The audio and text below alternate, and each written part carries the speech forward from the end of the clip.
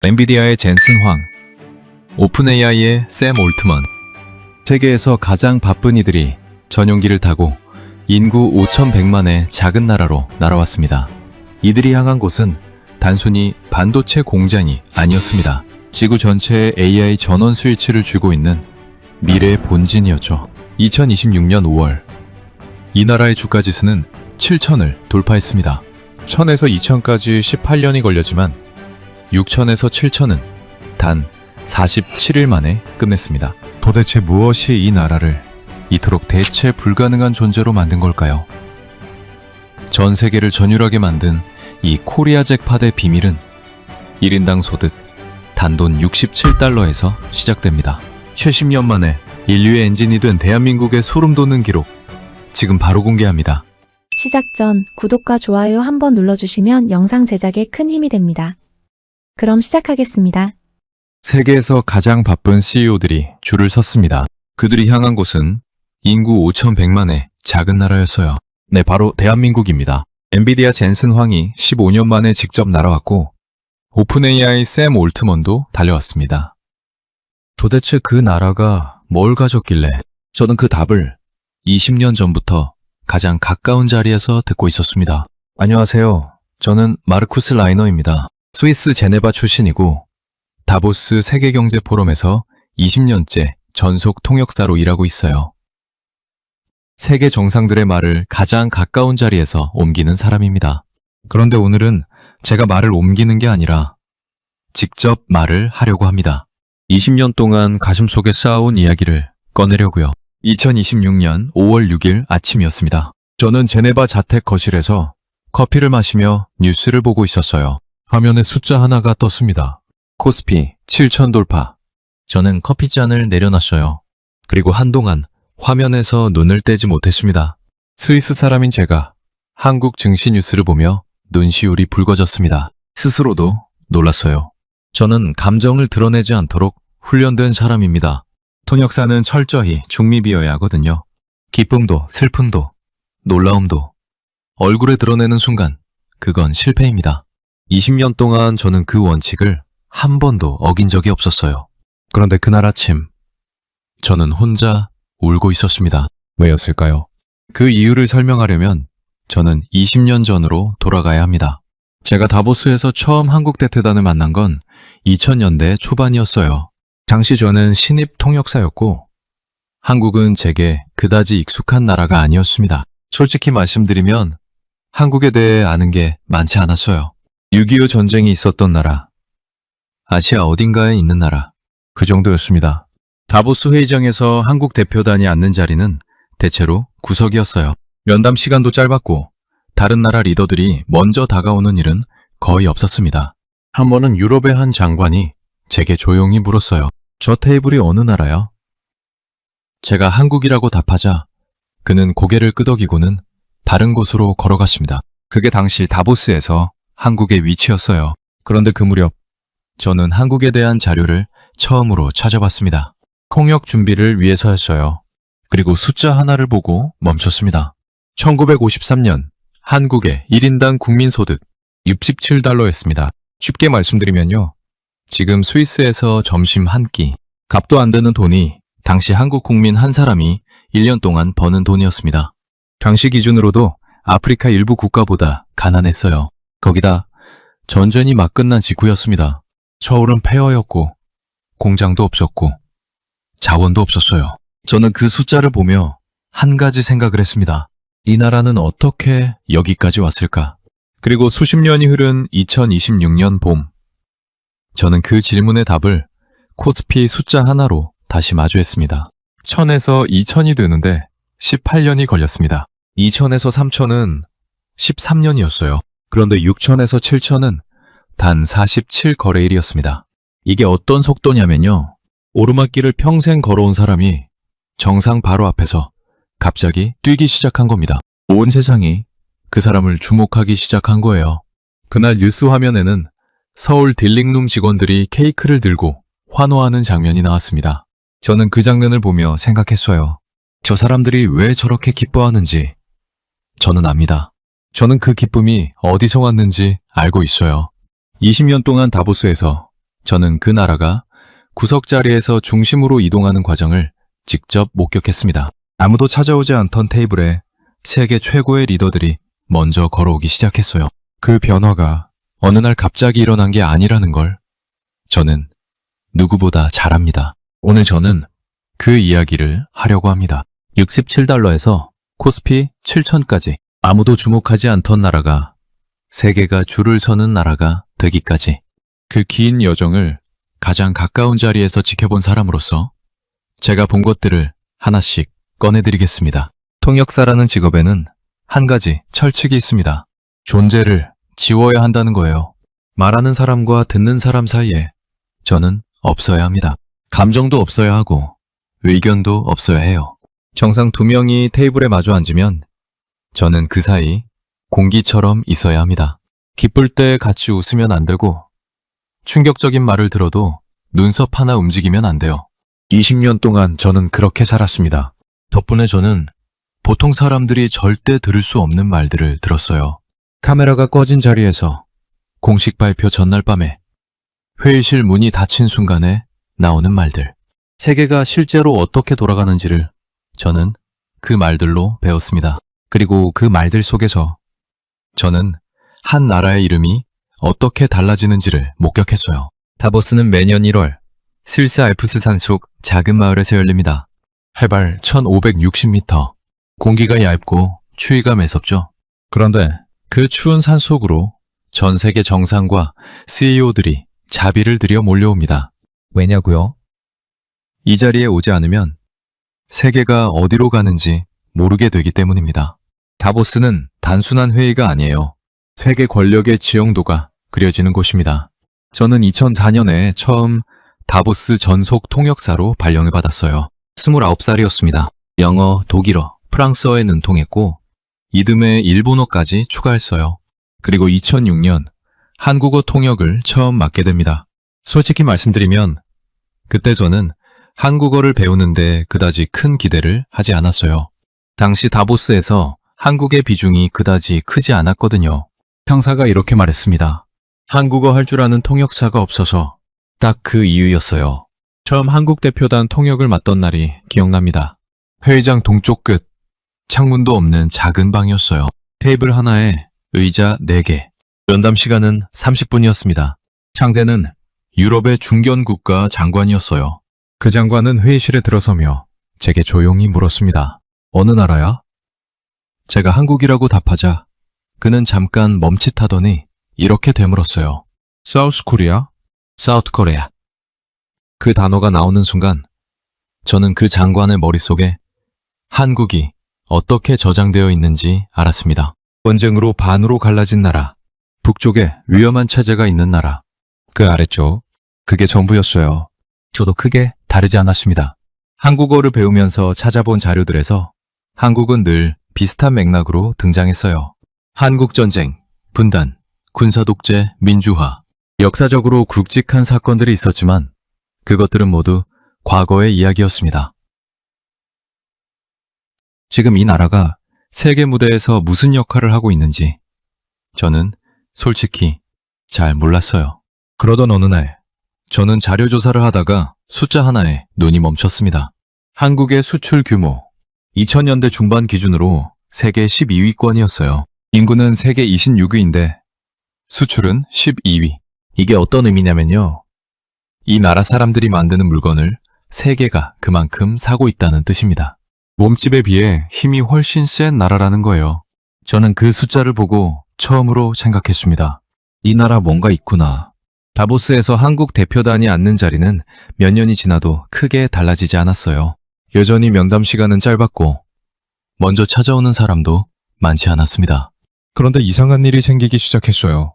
회의장 복도에서 저녁 리셉션 자리에서 한국 기업 이름이 조금씩 들리기 시작한 겁니다. 처음엔 삼성이었어요. 핸드폰 이야기였습니다. 그 다음엔 현대였어요. 자동차 이야기였고요. 그런데 그 이야기들이 점점 달라지기 시작했어요. 처음엔 그 싸고 괜찮은 브랜드였는데 어느 순간부터 요즘 진짜 좋던데로 바뀌었습니다. 저는 그 변화를 복도에서 커피 한 잔 마시는 짧은 대화 속에서 느꼈어요. 통역사는 공식 석상뿐 아니라 그런 비공식 자리에서도 사람들 사이를 오갑니다. 그래서 저는 압니다. 진짜 변화는 연설문이 아니라 그 짧은 대화들 속에서 먼저 감지된다는 걸요. 한국은 다보스 공식 회의장에서 아직 주목받지 못하던 시절에도 복도에서는 이미 조용히 이름을 알려가고 있었습니다. 그리고 저는 그 이름이 어떻게 커졌는지 그 과정을 가장 가까운 자리에서 지켜봤어요. 2010년대 중반 다보스에 변화가 생겼습니다. 처음엔 아주 작은 변화였어요. 저녁 리셉션 자리에서 복도 한쪽에서 나누는 짧은 대화들 속에서 단어 2개가 들리기 시작했습니다. 삼성, 하이닉스. 처음엔 스마트폰 이야기였어요. 그 다음엔 서버 이야기였습니다. 그리고 어느 순간부터 그 단어들은 전혀 다른 맥락에서 들리기 시작했어요. 기술 패권 이야기, 공급망 이야기, 국가안보 이야기. 저는 그 변화를 복도에서 먼저 감지했습니다. 공식 연설보다 복도 대화가 항상 먼저거든요. 그렇다면 도대체 반도체가 뭐길래 세계 최고의 리더들이 다보스 복도에서 한국 기업 이름을 입에 올리기 시작한 걸까요? 쉽게 말씀드리겠습니다. 지금 여러분 손에 들린 스마트폰을 한번 보세요.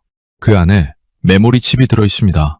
사진을 저장하고 앱을 돌리고 카카오톡 메시지를 주고받게 해주는 그 칩이요.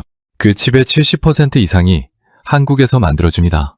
삼성전자와 SK하이닉스, 이 두 회사가 전 세계 메모리 반도체 시장을 장악하고 있어요.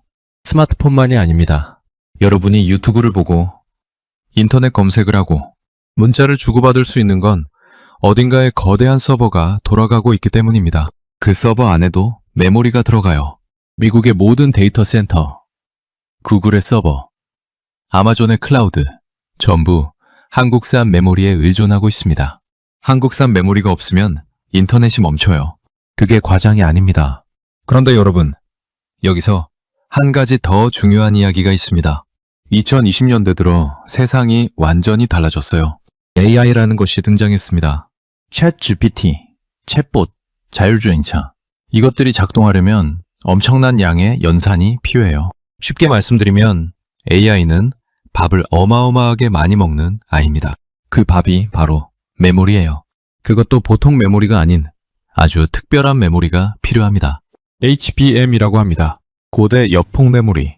어려운 말이지만 쉽게 풀면 이렇습니다. 일반 메모리가 골목길이라면 HBM은 8차선 고속도로예요. AI가 데이터를 처리하는 속도가 완전히 달라지는 겁니다. 이게 없으면 AI 반도체를 만들 수 없어요. 그리고 이 HBM을 세계에서 가장 잘 만드는 곳이 SK하이닉스입니다. 전 세계 AI 반도체 시장을 이끄는 엔비디아의 GPU, 그 안에 들어가는 HBM의 핵심 공급사가 SK하이닉스예요. 그래서 이런 일이 벌어졌습니다. 2025년 10월, 세계에서 가장 바쁜 CEO 중 한 명이 한국으로 날아왔습니다. 젠슨 황, 엔비디아 CEO였어요. 15년 만에 공식 방한이었습니다. 그가 경주에서 기자들 앞에 서서 한 말이 있어요. 한국은 세계 최고 수준의 메모리 기술 보유국입니다. 메모리에 견줄 만한 게 있다면 후라이드 치킨 정도일 겁니다. 통역사인 저는 그 발언을 전해 듣고 웃음이 났습니다. 세계 최고의 AI 기업 CEO가 한국 메모리를 치킨에 비유했다는 게요. 그런데 그 농담 뒤에 숨은 진심은 농담이 아니었어요. 젠슨 황은 그 자리에서 삼성전자, SK하이닉스를 향해 이렇게 말했습니다. 두 회사 모두 필요합니다. 그들은 나의 치맥 형제들입니다. 그리고 GPU 26만 장을 한국의 최우선으로 배정하는 14조 원 규모의 계약을 맺었어요. 여러분, 생각해 보십시오. 전 세계가 GPU를 구하지 못해 줄을 서고 있는 상황에서 그 GPU를 만드는 회사의 CEO가 직접 한국으로 날아와 최우선 배정을 약속한 겁니다. 이게 어떤 의미냐면요. 세계에서 가장 중요한 기술 동맹이 한국을 파트너로 선택했다는 뜻입니다. 젠슨 황만이 아니었어요. 오픈AI의 샘 올트먼도 한국을 찾았습니다. 그도 삼성전자, SK하이닉스를 직접 만나 HBM 물량을 입도선매했어요. 세계 최고의 AI 기업들이 한국 반도체를 확보하기 위해 직접 줄을 선 겁니다. 다보스에서 구석 테이블에 앉아있던 나라가 이제 세계 최고의 CEO들이 직접 찾아오는 나라가 됐습니다. 그리고 그 변화는 숫자로도 나타났어요. 2026년 5월 6일 코스피가 7천을 돌파했습니다. 전문가들은 이렇게 말했어요. 이번 상승은 단순한 유동성 거품이 아니다. 반도체와 AI 기업들의 실적이 직접 지수를 밀어올리고 있다고요. 쉽게 말씀드리면 이렇습니다. 주가는 거짓말을 하지 않아요. 세계가 한국 기업의 가치를 그만큼 인정하고 있다는 뜻입니다. 67달러짜리 나라의 주가 지수가 7천을 넘어섰다는 건 단순한 숫자가 아닙니다. 세계가 이 나라를 신뢰한다는 증거예요. 저는 다보스에서 20년을 일했습니다. 그동안 수많은 나라의 흥망성쇠를 복도에서 지켜봤어요. 어느 날 갑자기 주목받다가 사라진 나라도 있었고, 조용히 실력을 쌓다가 어느 순간 세계의 중심으로 걸어 들어온 나라도 있었습니다. 한국은 후자였어요. 아무도 보지 않을 때 조용히 세계의 심장을 손에 쥐고 있었습니다. 2019년 다보스였습니다. 저녁 리셉션이 끝나갈 무렵 저는 독일 자동차 회사 임원 2명이 나누는 대화를 우연히 듣게 됐어요. 두 사람 모두 제가 알고 있는 얼굴들이었습니다. 유럽 자동차 산업을 수십 년간 이끌어온 사람들이었어요. 그런데 그 대화가 심상치 않았습니다. 한 사람이 낮은 목소리로 말했어요. 우리가 배터리를 못 잡으면 끝이야. 다른 사람이 고개를 끄덕이며 답했습니다. 그런데 지금 그걸 제대로 만드는 곳이 한국밖에 없잖아. 저는 통역사입니다. 들은 것을 가슴에 묻어두는 사람이에요. 그런데 그날 그 두 마디는 오랫동안 머릿속에 남았습니다. 유럽 자동차 산업의 자존심이라 불리는 사람들이 한국 배터리 없이는 미래가 없다고 말하고 있었으니까요. 그로부터 몇 년이 지나지 않아 그 말은 현실이 됐습니다. 여러분, 전기차 이야기를 한번 해보겠습니다. 전기차에서 가장 중요한 부품이 뭘까요? 모터? 맞습니다. 그런데 그 모터를 움직이는 게 배터리예요. 배터리가 없으면 전기차는 그냥 무거운 쇳덩어리입니다. 쉽게 말씀드리면 전기차에서 배터리는 사람으로 치면 심장이에요. 심장이 좋아야 사람이 오래 뛸 수 있듯 배터리가 좋아야 전기차가 멀리 달릴 수 있는 겁니다. 그런데 그 심장을 만드는 기술을 한국이 쥐고 있었어요. LG 에너지 솔루션과 삼성 SDI. 이 두 회사 이름이 낯설게 느껴지실 수도 있습니다. 그런데 여러분이 알고 계신 자동차 브랜드들에는 이 두 회사 배터리가 들어가 있어요. 테슬라 모델 Y, 폭스바겐 ID, 4, 아우디 에트론. 유럽과 미국에서 가장 잘 팔리는 전기차들입니다. 그리고 그 차들에 탑재된 배터리 셀 제조사를 폭스바겐 그룹이 직접 공개했어요. 결과는 놀라웠습니다. 폭스바겐 아우디 전기차 14종 전부 100% 한국산 배터리였어요. 독일 자동차의 심장이 한국에서 만들어지고 있다는 겁니다. BMW도 마찬가지입니다. 최근 LG 에너지 솔루션이 BMW 차세대 전기차 플랫폼에 배터리를 공급하는 계약을 확정했어요. 10년 계약, 규모로는 10조 원 이상으로 추정됩니다. 폭스바겐, 아우디, BMW, 메르세데스 벤츠. 독일을 대표하는 자동차 브랜드들이 줄줄이 한국 배터리를 선택하고 있는 겁니다. 저는 그 변화를 다보스에서 직접 목격했습니다. 2022년 다보스였어요. 한국 배터리 기업 부스 앞에 사람들이 모여 있었습니다. 처음엔 그냥 지나쳤어요. 그런데 가까이서 보니 그 사람들이 예사롭지 않았습니다. 유럽 완성차 업체의 임원들이었어요. 독일, 프랑스, 이탈리아. 그들이 한국 기업 담당자에게 명함을 건네고 미팅을 잡으려 하고 있었습니다. 예전에 한국 대표단이 유럽 리더들에게 다가가던 모습을 저는 기억합니다. 그런데 그날 다보스에서는 반대였어요. 유럽이 한국에게 먼저 다가가고 있었습니다. 저는 그 장면을 보며 멈춰 섰어요. 통역사는 놀라면 안 됩니다. 그런데 그날은 잠깐, 아주 잠깐 멈칫했어요. 배터리만이 아닙니다. 자동차 이야기도 빼놓을 수 없어요. 현대자동차와 기아. 한때 다보스에서 유럽 자동차 CEO들이 경쟁 상대로 거론조차 하지 않던 브랜드였습니다. 저렴한 차, 괜찮은 차, 그 정도 평가였어요. 그런데 언제부터인가 그 평가가 달라지기 시작했습니다. 현대 기아의 전기차가 미국 시장에서 빠르게 치고 올라오고 있어요. 아이오닉 6, EV6. 이 차들이 미국 소비자들 사이에서 입소문을 타기 시작했습니다. 디자인이 좋다. 주행거리가 길다. 충전이 빠르다. 어느 순간 미국 도로에서 현대 기아 전기차를 보는 일이 낯설지 않게 됐어요. 여기서 숫자를 하나 보여드리겠습니다. 미국 전기차 시장에서 현대 기아그룹의 점유율이 빠르게 오르고 있습니다. 테슬라가 압도적인 1위를 달리고 있는 시장에서 한국 브랜드가 상위권에 이름을 올리고 있어요. 불과 몇 년 전만 해도 상상하기 어려운 일이었습니다. 쉽게 말씀드리면 이렇습니다. 예전엔 한국이 유럽차를 동경했어요. 독일차, 프랑스차. 그게 품질의 기준이었습니다. 그런데 지금은 유럽이 한국 배터리 없이는 전기차를 못 만들고 미국 소비자들이 한국 전기차를 선택하고 있어요. 방향이 바뀐 겁니다. 저는 통역사로 일하면서 수많은 산업에 흥망을 들어왔습니다.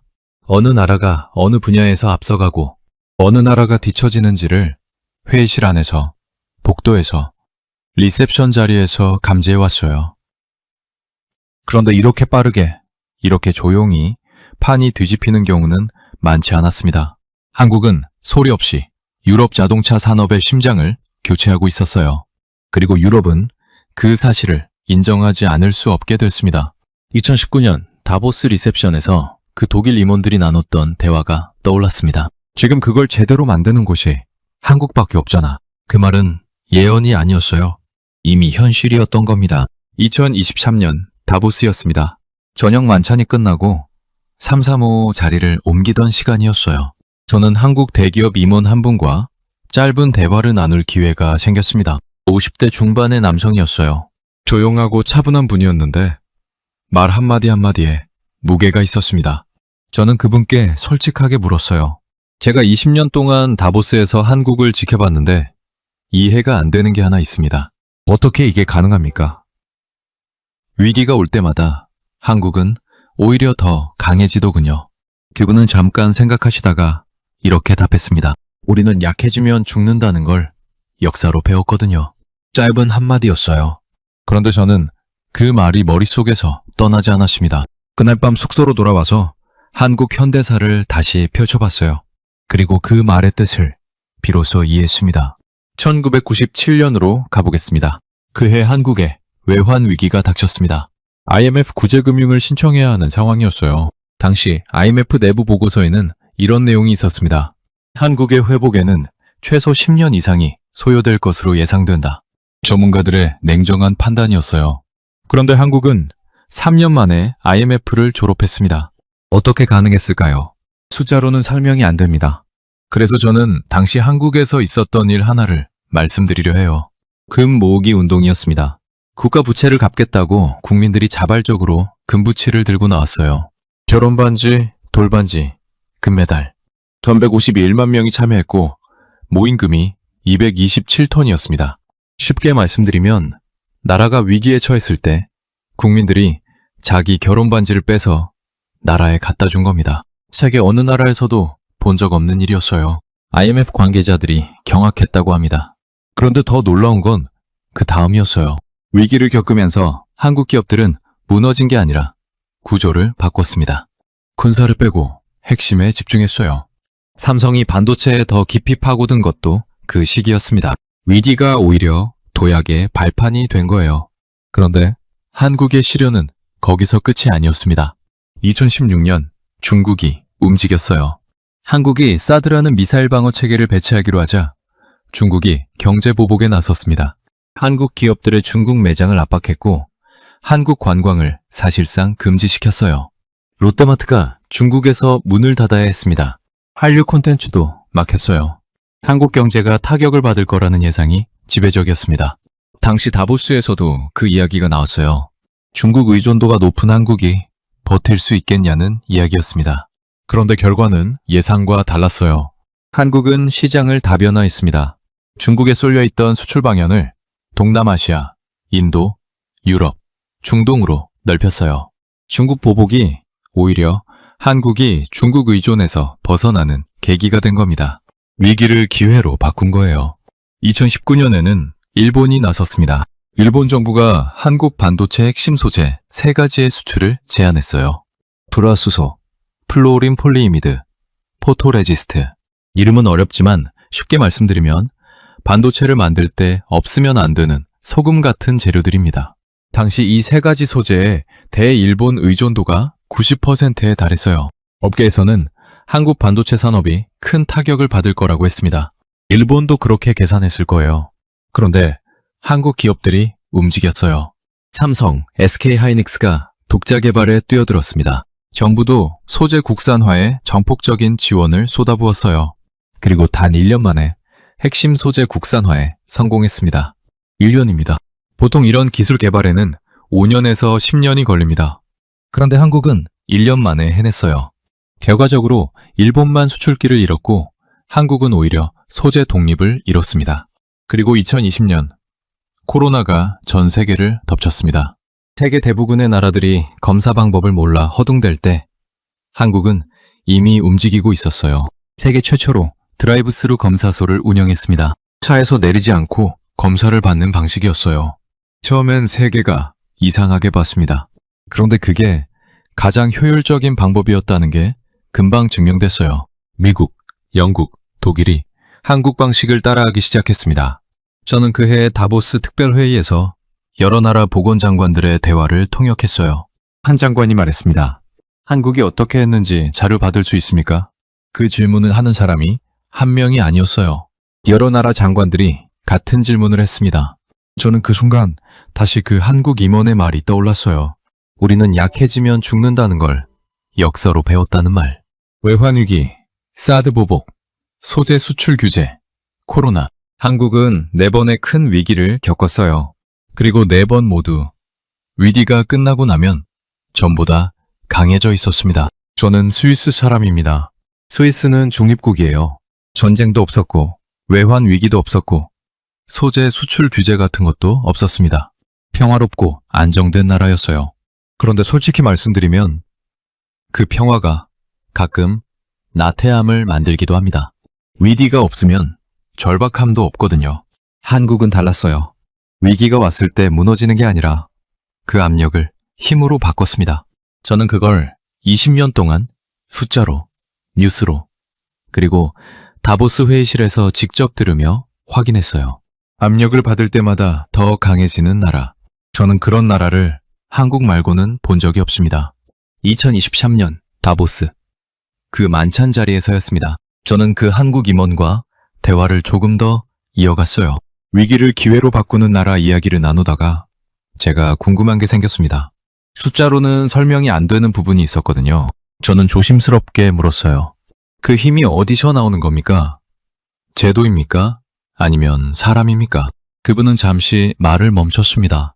그리고 창밖을 바라보며 천천히 말했어요. 사람입니다. 저희 아버지 세대 이야기를 해드려도 될까요? 저는 고개를 끄덕였습니다. 제 아버지는 제가 어렸을 때 집에 거의 안 계셨어요. 새벽에 나가셔서 제가 잠든 다음에 들어오셨거든요. 한 달에 한두 번. 제가 아직 안 잔 날에야 아버지 얼굴을 볼 수 있었습니다. 그게 저한테는 그냥 일상이었어요. 아버지가 그런 사람인 줄 알았습니다. 나중에 커서야 알았어요. 그게 일상이 아니라 그 시절 한국 아버지들 거의 다의 이야기였다는 걸요.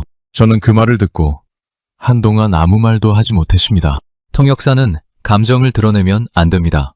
그런데 그날 저는 잠깐, 아주 잠깐 눈을 내리깔았어요. 여러분, 숫자를 하나 보여드리겠습니다. 2023년 기준으로 한국의 연간 근로시간은 1915시간입니다. 독일은 1349시간이에요. 차이가 566시간입니다. 하루 8시간으로 계산하면 한국 사람들이 독일 사람들보다 70일을 더 일하는 셈이에요.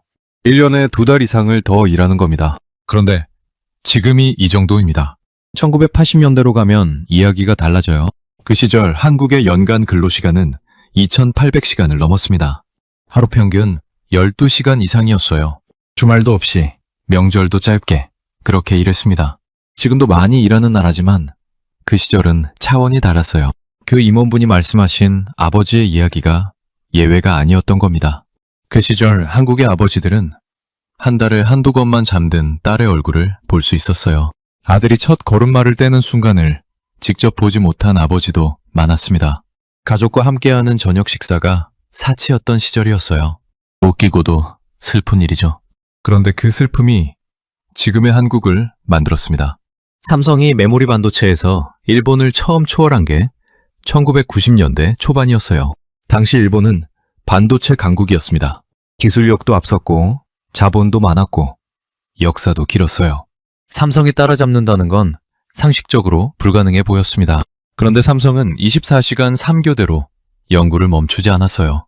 낮조가 퇴근하면 밤조가 들어오고 밤조가 끝나면 새벽조가 이어받았습니다. 765일 단 하루도 연구실 불이 꺼지지 않았어요. 그렇게 일본을 따라잡았습니다. 쉽게 말씀드리면 이렇습니다. 100m 달리기에서 50m 뒤처진 선수가 이기는 방법은 하나예요. 상대가 쉬는 동안에도 뛰는 겁니다. 그게 그 시절 한국이 선택한 방식이었어요. 그런데 여러분, 저는 여기서 한 가지 중요한 걸 짚고 싶습니다. 그 아버지들이 새벽에 나가서 밤늦게 들어온 건 나라를 위해서가 아니었어요. 대한민국의 수출 순위를 올리겠다고 그런 게 아니었습니다. 그냥 가족을 먹여 살리고 싶었던 겁니다. 아이를 좋은 학교에 보내고 싶었고 번듯한 집에서 살게 해주고 싶었어요. 그 마음 하나였습니다. 그런데 그 마음들이 모였어요. 수백만 명의 아버지들이, 수백만 명의 어머니들이 각자의 자리에서 그 마음 하나로 버텼습니다. 그리고 그 결과가 나라를 바꿨어요. 나라를 위해 산 게 아니었는데 나라가 바뀐 겁니다. 저는 스위스 사람입니다. 풍요로운 나라에서 태어났어요. 부족함 없이 자랐고 크게 고생한 기억이 없습니다. 그래서인지 저는 그 시절 한국 아버지들의 이야기를 들을 때마다 뭔가 뭉클한 게 올라옵니다. 그분들이 보고 싶었던 건 딸의 잠든 얼굴 하나였을 겁니다. 그런데 그 마음이 오늘 코스피 7000을 만든 겁니다. 젠슨 황이 줄을 서서 찾아오는 나라를 만든 겁니다. 세계가 인정하는 기술 강국을 만든 겁니다. 그 임원분이 만찬 자리에서 일어서며 마지막으로 이렇게 말했어요. 저는 아버지한테 아직 제대로 말씀을 못 드렸어요. 고맙다고요. 저는 그날 밤 숙소로 돌아오면서 생각했습니다. 그 말을 들어야 할 분들이 지금 이 세상 어딘가에 얼마나 많이 계실까 하고요. 통역사 생활 20년 동안 저는 한 가지 법칙을 믿어왔습니다. 상대국은 절대 먼저 다가오지 않는다는 겁니다. 그들은 기다립니다. 상대가 먼저 찾아오게 만들어요. 그게 힘의 언어입니다. 다보스에서도 마찬가지였어요. 미국 장관은 자리에 앉아있고 다른 나라 대표들이 줄을 서서 기다렸습니다. 그게 제가 20년 동안 목격한 다보스의 질서였어요. 그런데 2024년 다보스에서 저는 그 질서가 흔들리는 장면을 봤습니다. 미국 고위 관료가 먼저 걸어갔어요. 그가 향한 곳은 한국 대표단 테이블이었습니다. 저는 그 장면을 보며 걸음을 멈췄어요. 20년 만에 처음 보는 장면이었습니다. 도대체 무슨 일이 벌어지고 있는 걸까요? 여러분, 이야기를 하나 더 해드리겠습니다. 반도체와 배터리 이야기는 앞에서 드렸습니다. 그런데 한국이 세계를 흔들고 있는 분야가 하나 더 있어요. 바로 방산입니다. 무기 이야기입니다. 조금 낯설게 느껴지실 수 있어요. 그런데 잠깐만 들어보시겠습니까? 2022년 러시아가 우크라이나를 침공했습니다. 유럽이 발칵 뒤집혔어요. 특히 러시아와 국경을 맞댄 폴란드는 비상이 걸렸습니다. 당장 무기가 필요했어요. 독일에 요청했습니다. 프랑스에도 요청했어요. 그런데 원하는 만큼, 원하는 속도로 납품이 안 됐습니다. 유럽 방산업체들의 생산 속도가 따라가지 못했거든요. 그때 폴란드가 눈을 돌린 곳이 한국이었습니다. K-타는 전차, K9 자주포, FA-50 경공격기, 한국산 무기들이었어요. 폴란드는 계약을 맺었습니다. 규모가 얼마인지 아십니까? 약 20조 원입니다. 만일 방산 계약으로는 역대 최대 규모 중 하나였어요. 그런데 더 놀라운 건 납품 속도였습니다. 한국은 계약 후 빠르게 납품을 시작했어요. 유럽 업체들이 수년을 기다리게 했던 물량을 한국은 약속한 시간에 맞춰 보냈습니다. 폴란드 국방장관이 공개적으로 말했어요. 한국은 말한 대로 합니다. 그 한마디가 유럽 전역으로 퍼졌습니다. 핀란드, 노르웨이, 에스토니아, 루마니아, 나토 회원국들이 줄줄이 한국산 무기에 관심을 보이기 시작했어요. 중동에서도 움직임이 있었습니다. UAE가 한국산 지대공 미사일 천궁2를 도입하는 계약을 맺었어요. 규모는 약 4조 원이었습니다. 하나그룹은 이제 업계에서 이런 별명으로 불립니다. 아시아의 록히드 마틴. 록히드 마틴은 미국 최대 방산 기업이에요. 그 이름에 빗댄 겁니다. 쉽게 말씀드리면 이렇습니다. 한국은 반도체로 세계의 머리를 쥐고 배터리로 세계의 심장을 쥐고 이제 무기로 세계의 안보까지 파고들고 있는 겁니다. 그러니 미국이 고민에 빠질 수밖에 없어요. 여러분, 여기서 흥미로운 질문이 하나 생깁니다. 미국이 관세 전쟁을 벌이면서 왜 한국만큼은 쉽게 건드리지 못할까요? 답은 간단합니다. 한국에 관세를 매기는 순간 미국이 먼저 다칩니다. 한국산 메모리 반도체 없이는 미국의 모든 데이터 센터가 멈춰요. AI 서버가 마비됩니다. 애플 아이폰 생산이 차질을 빚고 테슬라 공장이 흔들려요. 한국산 배터리와 소재 없이는 미국이 야심차게 밀고 있는 전기차 산업 자체가 흔들립니다. 미국 경제의 핵심 축들이 한국 공급망과 연결되어 있는 거예요. 그렇다고 한국만 예외로 두면요. 일본이 가만히 있질 않습니다. 유럽연합도 형평성을 문제 삼아요. 다른 나라들도 들고 일어납니다. 한국만 봐주면 무역 질서 전체가 흔들리는 거예요. 이쪽도 문제, 저쪽도 문제. 진퇴양난입니다. 그런데 여기서 한 가지 더 있어요. 백악관이 가장 두려워하는 시나리오가 있습니다. 만약 한국이 중국과 손을 잡으면 어떻게 될까요? 한국은 중국의 최대 교역국 중 하나입니다. 지리적으로도 가깝고 경제적으로도 연결되어 있어요. 만약 한국이 반도체 기술을 중국과 공유하기로 결정한다면 미중 기술 패권 경쟁의 판이 완전히 뒤집힙니다. 중국이 지금까지 가지지 못했던 첨단 메모리 기술을 단숨에 확보하게 되는 거예요. 미국이 가장 두려워하는 시나리오입니다. 그래서 미국은 한국을 함부로 건드리지 못합니다. 동맹이기 때문만이 아니에요. 한국을 잃으면 안 되기 때문입니다. 저는 다보스에서 그 미국 관료가 한국 대표단 테이블로 먼저 걸어가던 장면을 지금도 생생하게 기억합니다. 그건 단순한 인사가 아니었어요. 그건 힘의 언어였습니다. 강대국이 먼저 다가온다는 건 그 나라가 필요하다는 뜻입니다. 무시할 수 없다는 뜻이에요. 더 이상 구석 테이블에 앉혀둘 수 없다는 뜻입니다. 20년 전 유럽 장관이 제게 물었습니다. 저 테이블이 어느 나라야? 그 나라가 이제 강대국이 먼저 찾아오는 나라가 됐습니다. 한국은 더 이상 찾아가는 나라가 아닙니다. 세계가 찾아오는 나라가 됐어요. 제가 드린 질문으로 다시 돌아가겠습니다. 스위스 사람인 저는 왜 한국 뉴스를 보며 눈물이 났을까요? 2026년 5월 6일 아침 코스피 7,000 돌파 뉴스를 보며 눈시울이 붉어졌던 그 순간 저는 그게 어디서 왔는지 이제는 압니다. 그 감정의 뿌리를 찾으려면 몇 달 전으로 가야 해요. 2025년 가을 다보스 특별 세션이 있었습니다. 저는 그날 한국 대표단 통역을 맡고 있었어요. 한국 측 대표가 연단에 섰습니다. 반도체, 배터리, 방산, 한국의 기술 경쟁력에 대한 발표였어요. 숫자들이 나왔고 성과들이 나왔습니다. 저는 평소처럼 그 말들을 옮겼어요. 그런데 발표 막바지에 그 대표가 말의 속도를 늦췄습니다. 그리고 이렇게 말했어요. 이 모든 것은 우리가 만든 게 아닙니다. 우리 부모님 세대가 만든 나라입니다. 새벽에 나가서 밤에 돌아오셨던 아버지들이, 가족을 위해 버텨내셨던 어머니들이 이 나라를 여기까지 데려왔습니다. 저희는 그분들이 닦아놓은 길 위를 걷고 있을 뿐입니다.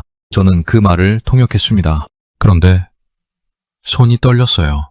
20년 동안 저는 수천 번의 연설을 통역했습니다. 세계 정상들의 말을, 노벨상 수상자들의 말을, 전쟁을 끝낸 협정문을 낭독하는 목소리도 옮겼어요. 단 한 번도 손이 떨린 적이 없었습니다. 그게 제 자랑이었어요. 그런데 그날 처음이었습니다. 저는 잠깐 눈을 내리깔고 숨을 골랐어요. 통역을 멈출 수는 없었습니다. 다시 입을 열었어요. 그런데 목소리가 평소와 달랐습니다. 제 옆에 앉아있던 동료 통역사가 저를 힐끗 봤어요. 저는 모른 척했습니다.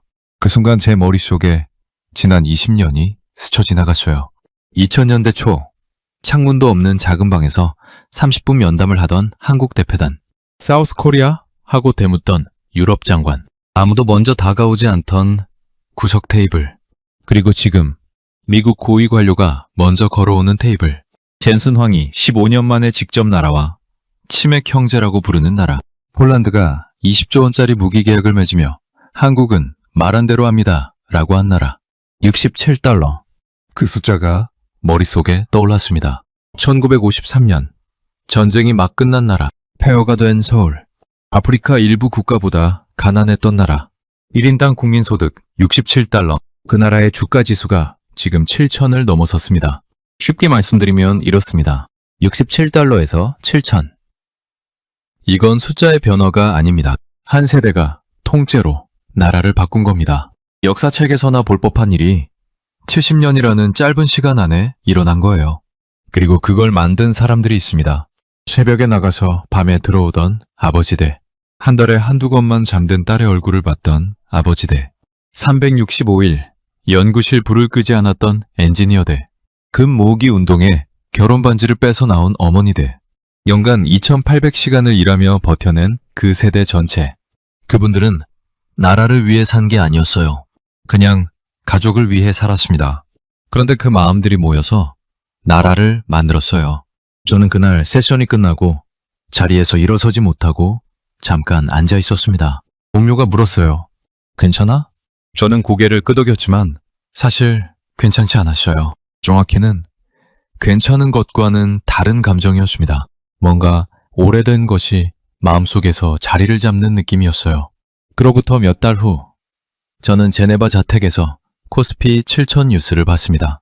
그리고 그날 아침, 커피잔을 내려놓고 한동안 화면을 바라봤어요. 눈시울이 붉어졌습니다. 저는 이제 그 이유를 압니다. 그 숫자가 단순한 주가 지수가 아니라는 걸 알기 때문입니다. 그 7,000이라는 숫자 안에 얼마나 많은 새벽들이 쌓여 있는지, 얼마나 많은 잠든 얼굴들이 녹아 있는지를 알기 때문이에요. 저는 평생 말을 옮기는 사람이었습니다. 남의 말을 전달하는 게 제 일이었어요. 그런데 오늘 저는 처음으로 제 말을 했습니다. 제가 20년 동안 목격한 것들을, 가슴속에 쌓아온 것들을 꺼냈어요. 그리고 마지막으로 한 가지만 말씀드리겠습니다.